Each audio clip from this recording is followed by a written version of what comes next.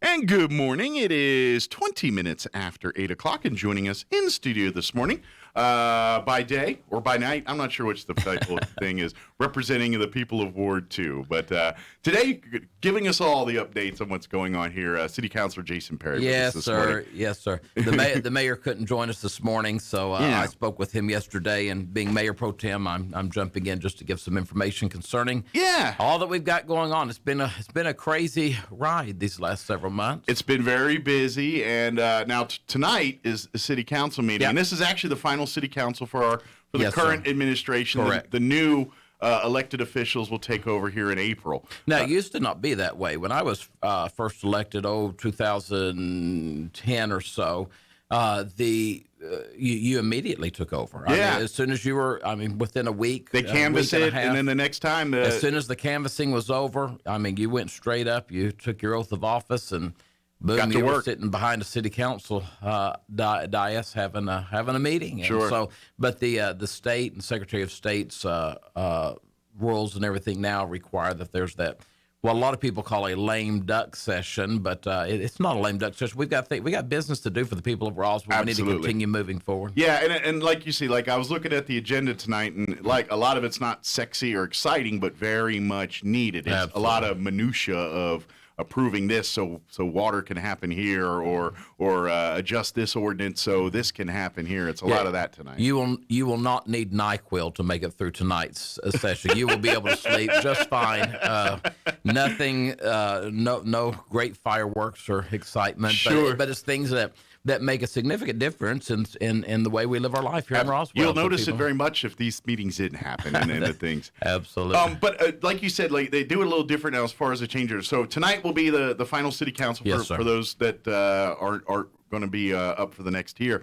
But so at the next meeting will be a regular meeting with just the new people there, or is there a transition thing in between? There'll also be there's some other meetings that'll be taking place between now and the new council, if you would say, the newcomers coming on, and that will be the general services will have their regular meeting, and they'll be voting on things that will see. We've got to continue, because to have the next city council meeting, they have to have things go through committees to be able to be voted on, or they'd be sitting there. This got to be for this to happen there. Yeah. So there'll be a general services committee, there'll be a public safety committee meeting, there'll be an infrastructure committee meeting, and there'll be a legal committee meeting. We just had my last meeting as chair of the finance committee. Of course, now the new mayor will determine who will be the new chairs of the committees. So you may end up back there depending on the mayor's decision there. I may be a nobody after this. I don't know what I'll be. I may be just on a committee. I don't know. It's at the mayor's discretion as to who he chooses. He can choose to leave the 5 chairs as they are. There's some chairs that won't be returning to the council. But he can choose whoever he wants to. So I could continue as chair of finance. I've enjoyed finance. I enjoy all parts of the city and trying to make a difference. And we've done some really great things in the last 2 years as chair of finance. We've done a lot, and I've been very fortunate to have good members on that committee. It was a hard year when we took that turn for the worse with COVID. Yeah, you've taken it over at a very. I came on, and I really wanted to focus on some things with the medical fields and with doctors. That's where I really wanted to place my focus.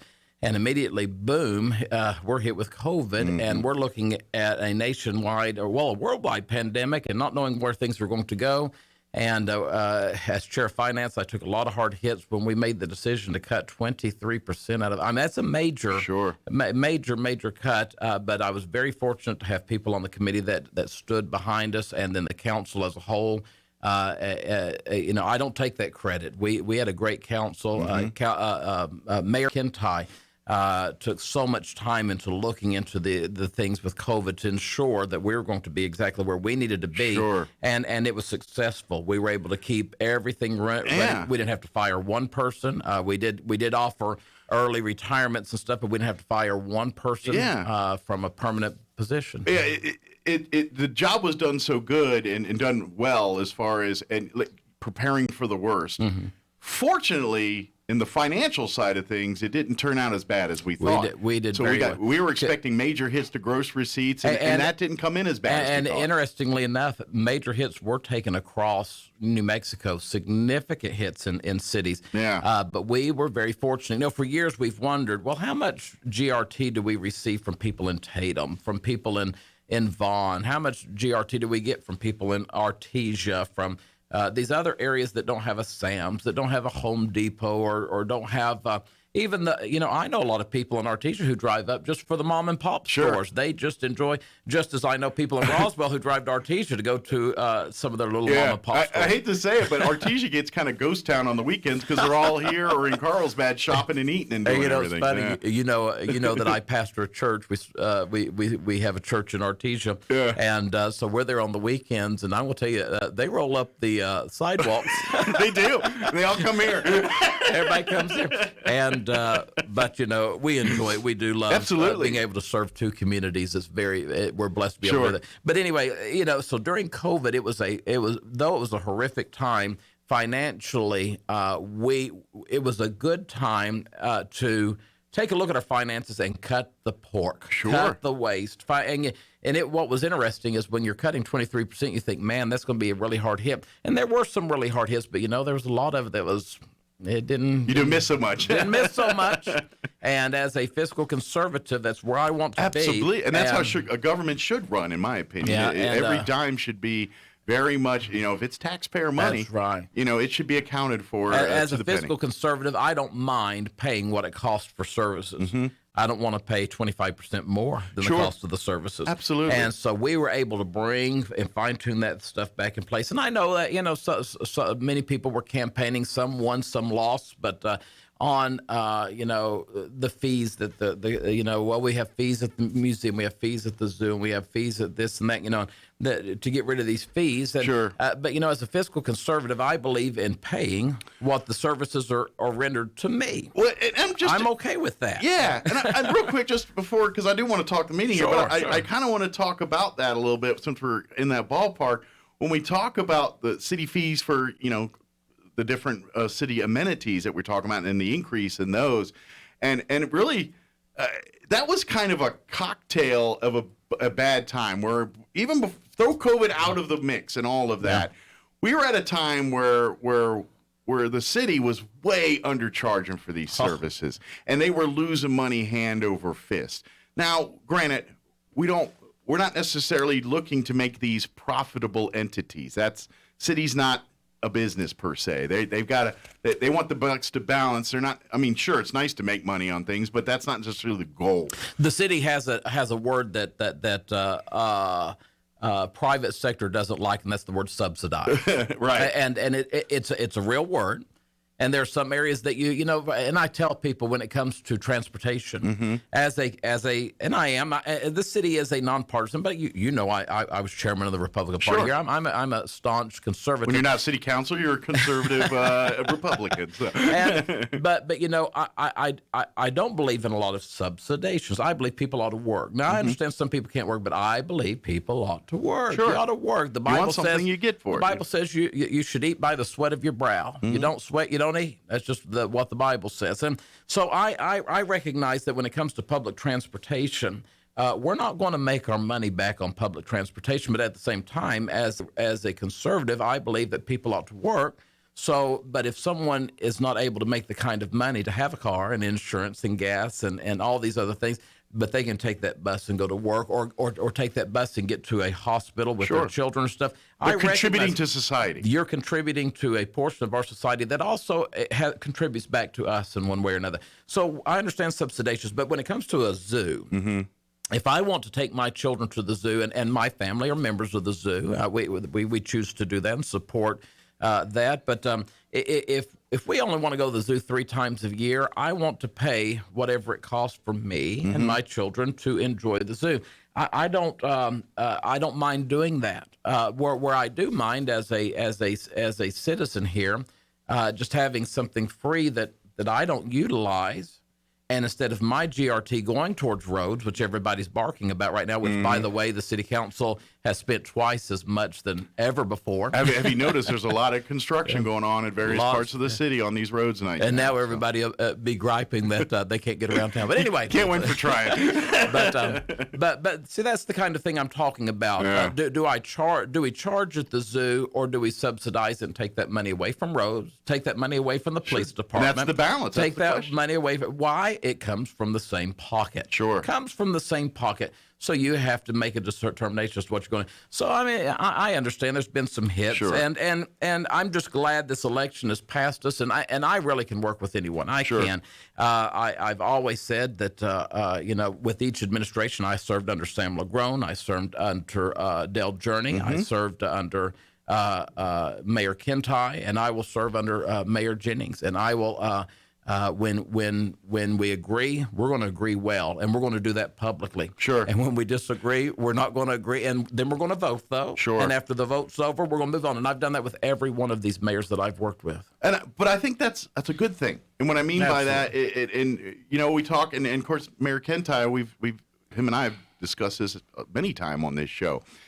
Having the largest city council in the state with 10 members, and each ward has 2 people. Good luck. Yeah, it can get, but at the same time, there's a lot of good government that comes out of that. That's true. You know what I mean? And that's because government shouldn't be smooth and easy all the time. If it is, then you got to worry, because that's when things like power and those start getting abused and shifted. That debate, that healthy discussion of the issues, that healthy determining what's the right move, the good, the bad, the ugly of it, and weigh it out in a forum we all can hear all sides.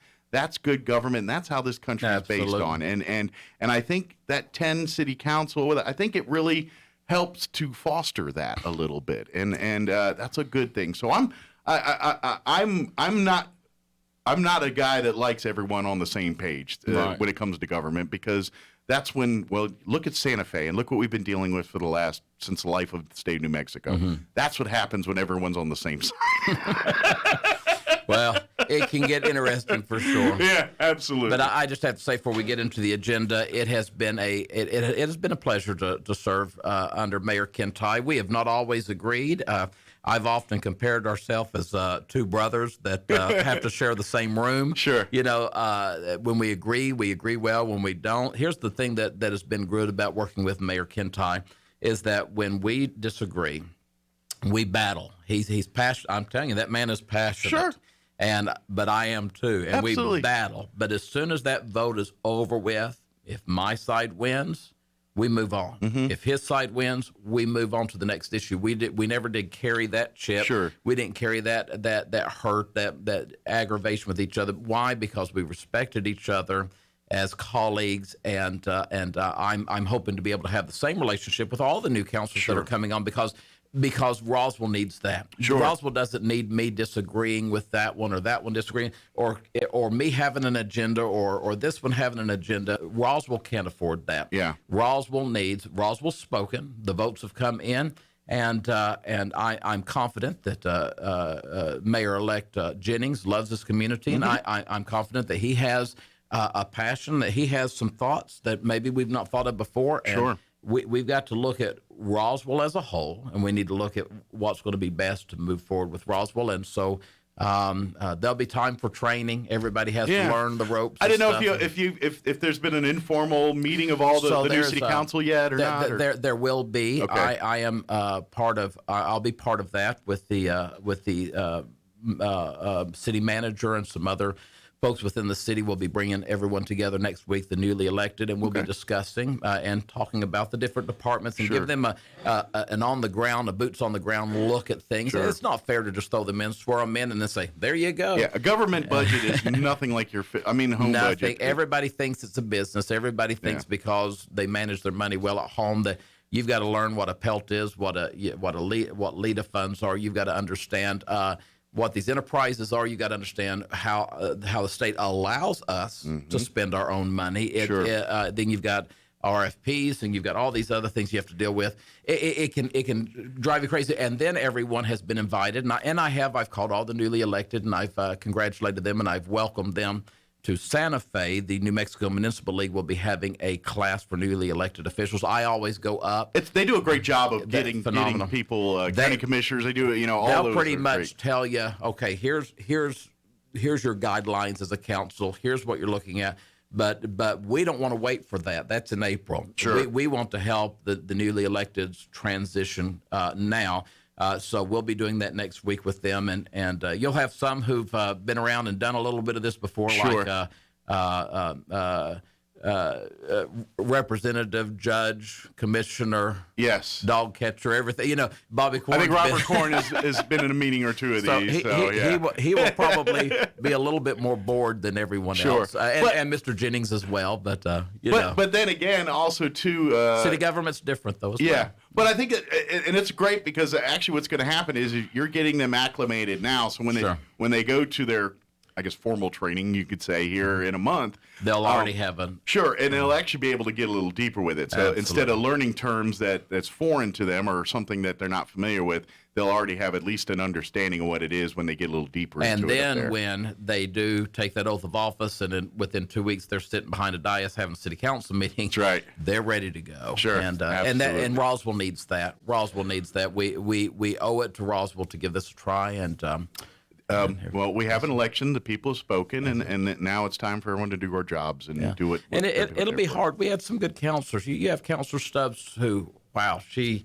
Yeah. And I tell people, and I mean this, she had more understanding of municipal government in her pinky finger than the rest of us did. Yeah. All collectively. So that will be a loss to us. Sure. But Councilor Stubbs has served the city well, and now the people have chosen a new voice. Yeah. And now we have Mr. Hildebrand, who will be coming on. I know him. We're both Rotarians. Yeah. And I have no doubt that he has a love and a passion for this city. I think his experience for finances will be a huge asset to the city council. So we'll move forward, and we'll try to make the community well. Yeah. And I got a funny feeling, people like Judy Stubbs, if you need to bend her ear about anything, I'm sure she's a phone call away for you guys. So. When Judy was off the council for a few years before, she was still passionate. She was still just a phone call away. She was still ready to help. Mm-hmm. You take Councilor Roebuck. He and I had a conversation. He says, this does not mean I'm stopping working for this community. He says, I just feel like this season of life that I can be more beneficial, maybe from another aspect. Sure. He's still going to continue to try to make Roswell better.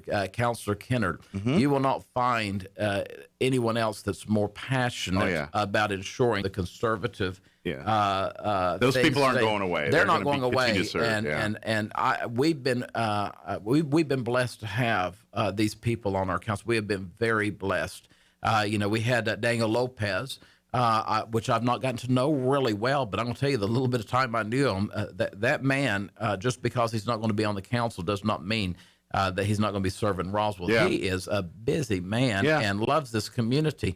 Roswell's blessed to have had some great people, and just because these people did not retain their seat does not mean they did a bad job for the city of Roswell. These people did a phenomenal job. There's been so much accomplished just in the last 2 years, and for some of them 4 years that they've been on their term. And for Mayor Kintai in 8 years, there's been a lot accomplished. We can point out some areas where maybe we should have done better. I'm part of that.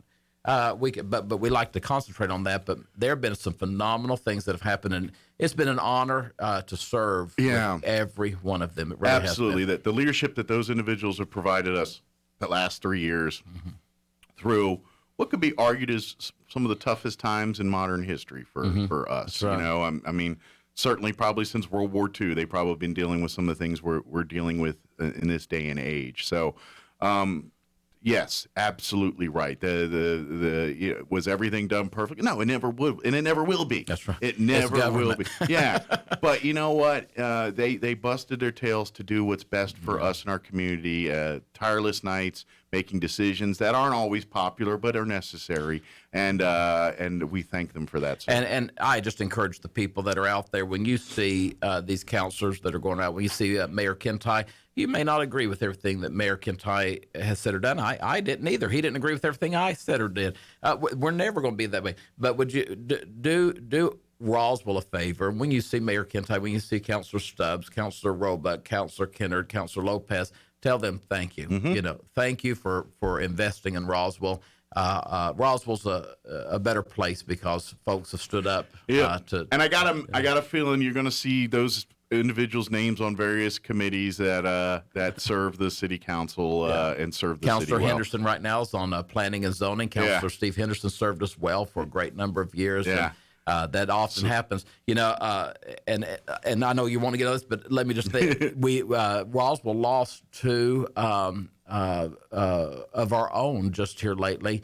Doris Calloway. I don't know if y'all know who she was. She was on the city council back in the 90s. She passed away a couple of days ago. And then just 2 days ago, Judge Larry Loy, who was the municipal judge, he passed away in Austin, Texas sorry to hear on that. Tuesday. And so just thought I'd bring that up. We grieve with their families. And yes, sir. Again, people that serve this community. Served well. And yes, the reason why we are as great as we are today is people like that in our past doing And now we've got new folks coming on, and I'm just going to be positive, and we're going to believe that Roswell's going to be a greater place. Absolutely. Yes, Sir. And we're all going to, put our heads down and grind on through this here. Yes, sir.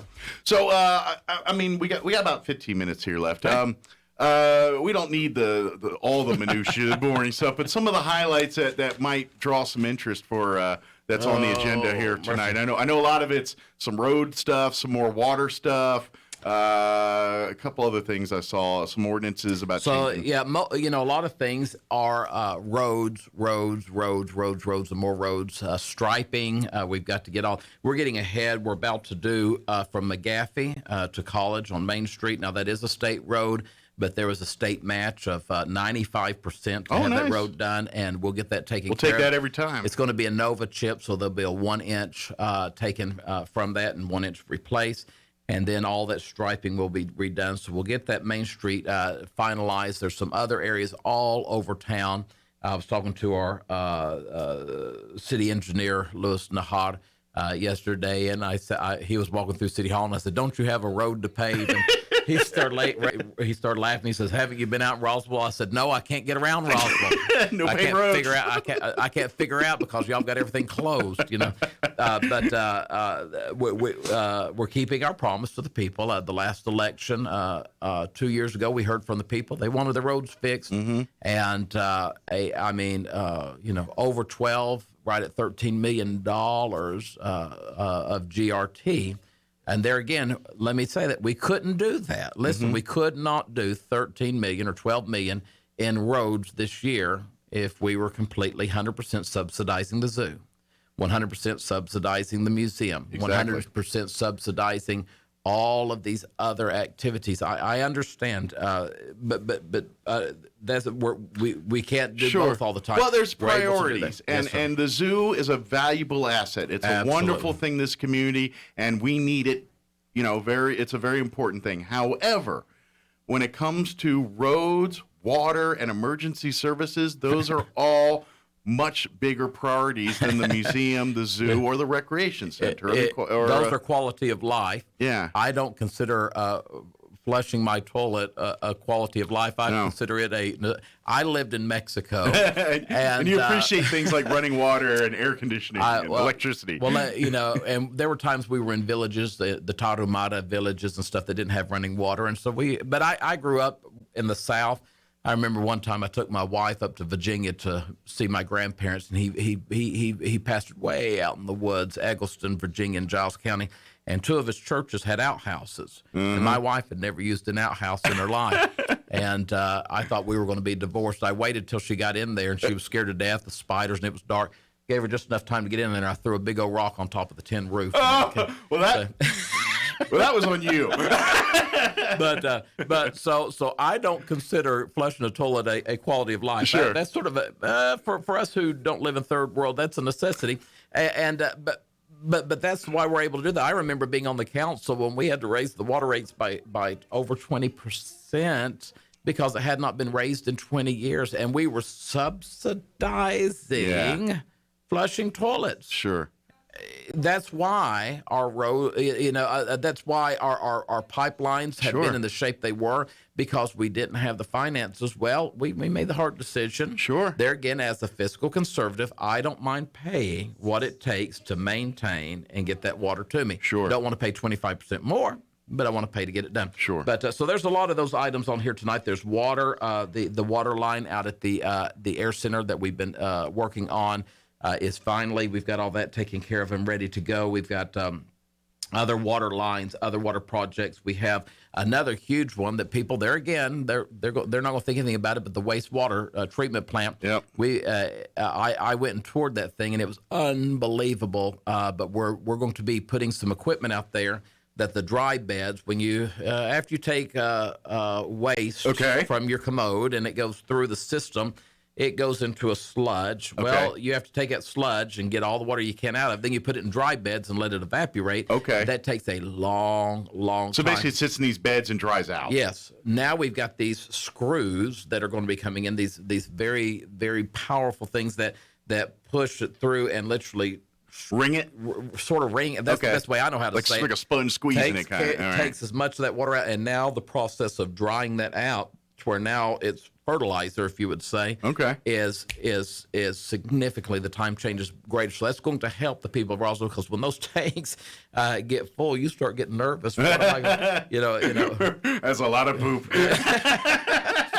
Yeah, exactly. There's a lot of puns we could use, but I'm a Baptist preacher. We'll move on. It hits the fan. It hits the fan.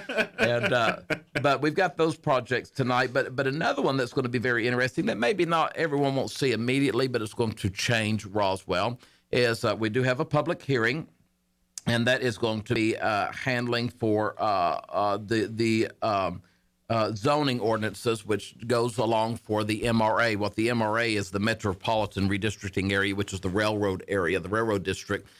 We've realized that we want people to take these buildings in this really older part of town and to bring them back up to a standard, and for tourists, for locals to enjoy. Property values, the whole nine. Yeah, when I lived in Chattanooga, they took an old bridge, the Market Street Bridge that spanned the Tennessee River.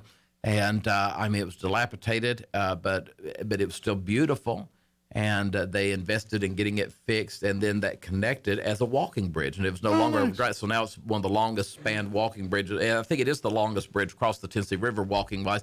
And then that moved over to North Chattanooga, which was all dilapidated. Well, now they started taking that and fixing it up. Now it's a thriving place. This MRA, this Metropolitan Redistricting Area, with the railroad, we're wanting to redevelop that and take that portion of Roswell and bring it up to a greater standard for people to enjoy. But in order to do that, we can't, the modern parking requirements, the modern, what do you call it, with bushes and trees and stuff. The whole landscaping. Landscaping, all that stuff that we have requirements that we really do want in front of the Walmart, in front of the gas stations, whatever they may be, or the real estate agent's office, all those things. Well, when you're in that area, that place wasn't built for 72 parking spaces. Sure, it's a little more urbanized there, a little sort more of like building. our downtown.